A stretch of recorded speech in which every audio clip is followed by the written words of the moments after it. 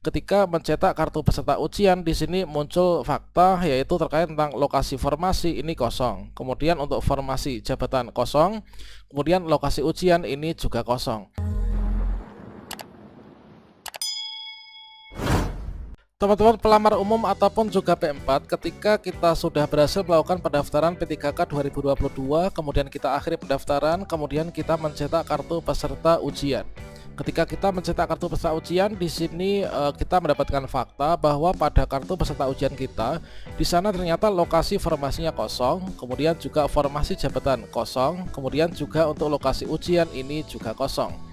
Nah, berikutnya kita akan berbagi update informasi terbaru, yaitu strategi untuk teman-teman pelamar umum atau P4 yang sudah berhasil melakukan resume dan akhiri pendaftaran ya. Kemudian teman-teman harus mencatat yaitu tanggal penting ya. Ini adalah merupakan kesempatan teman-teman pelamar umum bisa diangkat menjadi ASN P3K 2022. Kira-kira strateginya bagaimana? Silahkan simak video ini sampai selesai. Namun sebelum kita lanjutkan, perlu saya ingatkan, bagi teman-teman yang mungkin baru pertama kali menemukan channel ini, silakan klik tombol subscribe-nya dan aktifkan notifikasi loncengnya, sehingga nanti jika ada update video terbaru, teman-teman tidak akan ketinggalan informasi. Baiklah sobat semuanya, bagi teman-teman yang masuk dalam kategori pelamar umum atau P4, ini kemarin banyak sekali yang juga sudah bisa melakukan pendaftaran serta melanjutkan pendaftaran sampai dalam tahap unggah dokumen, kemudian juga klik tombol resume ya, serta mengakhiri tombol pendaftaran. Nah, kemudian ketika teman-teman melakukan pengakhiran tombol pendaftaran, selanjutnya teman-teman di sini sudah berhasil mencetak kartu pendaftaran seleksi CASN tahun 2022. Nah, untuk kategori kita ini adalah sebagai pelamar umum.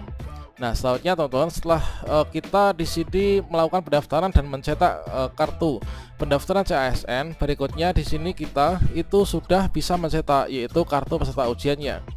Nah, di sini bukan hanya teman-teman yang pelamar umum saja, namun juga P1, P2, P3 ketika mencetak kartu peserta ujian di sini muncul fakta yaitu terkait tentang lokasi formasi ini kosong. Kemudian untuk formasi jabatan kosong, kemudian lokasi ujian ini juga kosong. Nah, mengapa di sini muncul tampilan common seperti ini ya? Tampilan yang umum yaitu semua kosong dikarenakan memang nantinya itu untuk di sini pengumuman teman-teman, yaitu untuk pengumuman kelulusan baik itu P1, P2, P3 ini dilakukan secara bersamaan, yaitu nanti pada tanggal 2 sampai tanggal 3 Februari tahun 2023 untuk teman-teman pelamar umum ya. Pelamar umum P1, P2, P3 nanti untuk pengumuman hasil seleksinya itu diserentakkan ya pada tahap itu.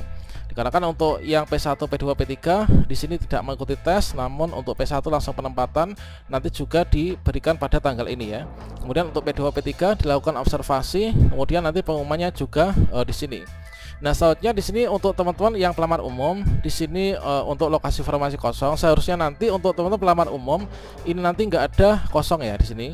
Jadi gini teman, kalau misalkan teman-teman pelamar umum di sini, kalau misalkan di sini masih kosong semuanya, dikarenakan saat ini memang belum masuk dalam masa untuk teman-teman itu melakukan pemilihan formasi ya.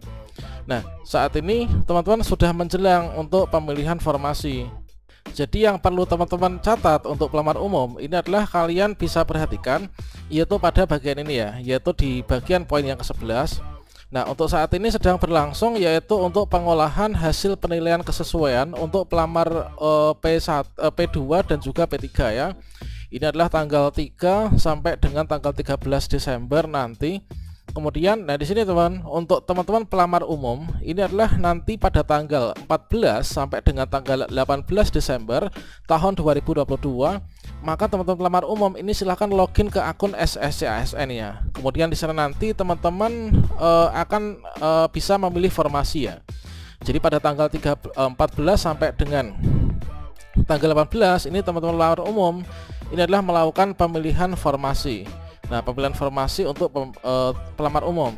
Nah, selanjutnya setelah teman-teman memilih formasi, maka berikutnya nanti di sini teman-teman akan bisa mencetak kartu peserta ujian seperti ini. Nah, setelah teman-teman memilih formasi, berikutnya nanti pada tanggal 13 sampai dengan tanggal 15 Januari 2023 ini nanti teman-teman untuk lokasi formasinya nanti akan sudah muncul.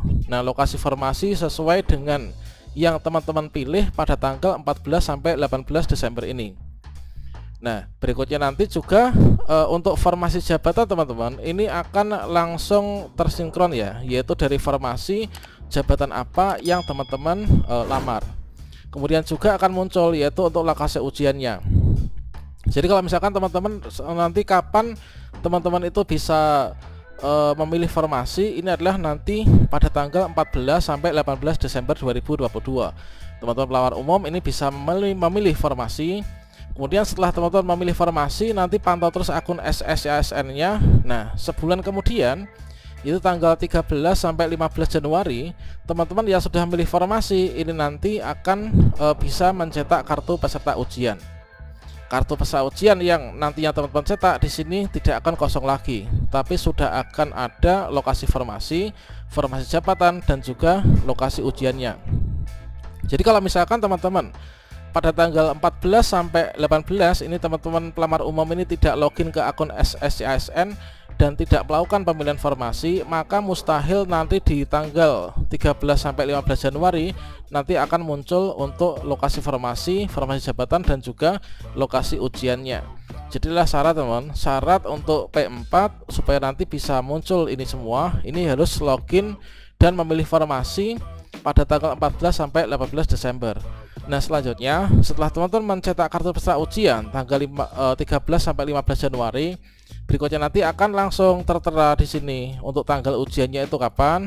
Nah, nanti akan berlangsung untuk pelaksanaan seleksi kompetensi untuk pelamar umum ini adalah tanggal 16 sampai dengan tanggal 21 Januari tahun 2023. Nah, dalam seleksi kompetensi ini nanti teman-teman pelamar umum ini adalah yang mengikuti ya, yang mengikuti ini adalah untuk pelamar umum itu terdiri dari guru sekolah negeri yang masa kerjanya kurang dari 3 tahun di Dapodik, kemudian lulusan PPG, dan juga guru honorer sekolah swasta. Nanti pengikutnya ini adalah dari 3 kategori pelamar ini teman-teman. Nah, selanjutnya dalam seleksi kompetensi ini nanti supaya teman-teman bisa lulus ini harus mengerjakan soal ujian dengan menggunakan cat UNBK ya. Nah, di sini mengerjakan soal ujian dengan menggunakan cat UNBK tentunya harus memenuhi passing grade-nya, teman-teman. Nah, selanjutnya di sini passing grade ini tentunya kalau misalkan nanti menjelang pelaksanaan seleksi kompetensi ini tidak ada pengumuman resmi lagi dari Kemdikbudristek, tentunya akan mengacu pada passing grade di tahun 2021 kemarin. Nah, di sini untuk tipe kontennya teman-teman pelamar umum dalam seleksi tes cat UNBK ini nanti adalah yang diujikan ini sesuai dengan undang-undang di tahun undang-undang ASN ya, yaitu untuk menjadi ASN itu harus lulus yaitu seleksi kompetensi terdiri dari kompetensi teknis, kemudian kompetensi manajerial, sosiokultural, dan juga pertanyaan wawancara. Ini semua wajib diisi ya dengan menggunakan komputer cat UNBK. Kemudian untuk kompetensi teknis ini sesuai dengan mata pelajaran masing-masing. Kalau misalkan saya itu misalkan ijazahnya S1 PGSD berarti adalah sesuai dengan mapel saya ya. Kemudian matematika juga sesuai dengan mapel matematika dan seterusnya. Kemudian untuk waktu pengerjaan 120 menit dan bobot dari seleksi kompetensi ini cukup banyak yaitu ada 60%. Kemudian untuk manajerial, sosiokultural, dan juga wawancara ini adalah bobotnya ada 40%. Namun di sini teman-teman baik itu guru sekolah negeri, lulusan PPG, dan juga guru swasta, kalau misalkan punya serdik ya atau punya sertifikat pendidik, maka di bagian seleksi kompetensi ini nanti otomatis akan sudah lulus ya. Namun demikian teman-teman perlu untuk mengerjakan ujiannya juga. Tinggal berjuang di bagian 40% ini bobotnya, yaitu manajerial, sosiokultural, dan juga pertanyaan wawancara. Nah, ini adalah tentunya di sini nanti teman-teman harus mengupayakan secepatnya ya untuk belajar. Kemudian hal yang paling penting teman-teman pelamar umum jangan lupa nanti tanggal 14 sampai 15 ini segera login ke akun SSCASN dan melakukan pemilihan formasi. Tentunya formasi yang akan muncul itulah sisa formasi yang tidak terisi oleh P1, P2, dan juga P3 teman-teman. Oke, atur strategi dari sekarang, jangan lupa berdoa dan belajar ya. Wassalamualaikum warahmatullahi wabarakatuh.